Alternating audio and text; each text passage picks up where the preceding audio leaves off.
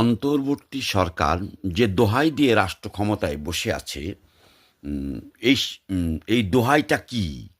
বলা হয়েছে জনগণ তাদেরকে অনুমতি দিয়েছে, মানে কোর্ট থেকে তাদের একটা অনুমতি বা এক ধরনের লিগাল ফ্রেমের কথা বলা হয়েছে। প্রশ্ন উঠিয়েছে অনেকেই, এখন পর্যন্ত যে প্রশ্নটি উত্থাপন করছেন অনেকেই, তা আমাদেরও দায়িত্ব। আমরা জনগণ, তাই আমাদের জানতে চাওয়াই স্বাভাবিক যে এই সরকার মানে কোন ডকুমেন্টের ভিতরে, মানে কি সেই ডকুমেন্ট, যে ডকুমেন্টের ভিতরে তাদের কি সরকার গঠন করেছে। সুপ্রিম কোর্ট একটা অর্ডার দিয়েছে বলা হচ্ছে। আমরা তো দেখতে চাই সেই অর্ডারটা কেমন, সেটা অর্ডারে কি লেখা আছে। আর বাংলাদেশের সংবিধান যারা বিশেষজ্ঞ তারা পরিষ্কার ভাষায় বলছেন যে এই সরকার কোনো মতেই নির্বাচন করার ইখতিয়ারই রাখে না। মানে সাংবিধানিকভাবে কোনো প্রক্রিয়াতেই এই সরকার নির্বাচন করতে পারে না, সংবিধান সংশোধন করতে পারে না। আদৌ কি এরা সরকার? এটি তো বিপ্লব। বললে তো বিপ্লব হলে তো ভিন্ন জিনিস। বিপ্লবের সংজ্ঞাটা তো আমূল পরিবর্তন, ধ্বংস করে দিয়ে আর একটা ব্যবস্থা চালু করা, সেটি তো নয়। সংবিধানের মধ্যে রেখেই অন্তর্বর্তী শব্দ ব্যবহার করা হয়েছে।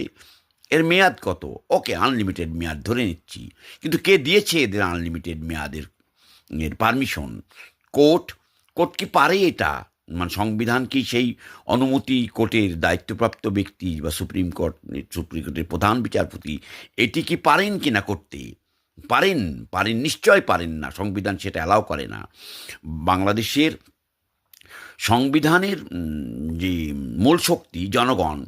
জনগণ সবচেয়ে বড় ক্ষমতার মালিক। জনগণের হাতেই মানে মূল দায়িত্ব। জনগণ নির্বাচিত করে সংবিধানকে সংশোধন করা, বিয়োজন করা, যোগ করা। রাষ্ট্রের ৩টি অঙ্গ প্রতিষ্ঠান আছে, তাদের মতামত নিয়ে সংবিধানটি সংশোধন হওয়ার কথা বা সংবিধান নূতনভাবে তৈরি হওয়ার কথাও তো সংসদে। এই প্রশ্নটি উত্থাপন করেছে অনেক ইতিমধ্যেই, বাট জোরালো হয়নি। দায়িত্বটা তো এখন আমাদের। এই সরকার সরকারই না, অন্তর্বর্তী কোনো সরকার সরকার না।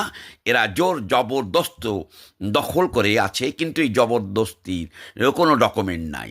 কি এক অদ্ভুত বিষয়! ইতিমধ্যেই ট্রাম্প বলে দিয়েছেন তাদের টাকা নিয়ে, ৩৩৫ কোটি টাকা নিয়ে সরকার পরিবর্তনের জন্য তারা ব্যয় দেখেছেন। কারা তারা? এই ইউনূস সাহেবরাই করেছেন। ইউনূস সাহেবরা তো ফেঁসে গিয়েছেন আপনারা। সংবিধান লঙ্ঘনের জন্য তো ফাঁসি হয়ে যাবে সবার। ফাঁসি হওয়া উচিত। অনেক অনাচার পাপাচার করে ফেলেছে এরা, এদের ফাঁসিও হয়ে যাওয়া দরকার।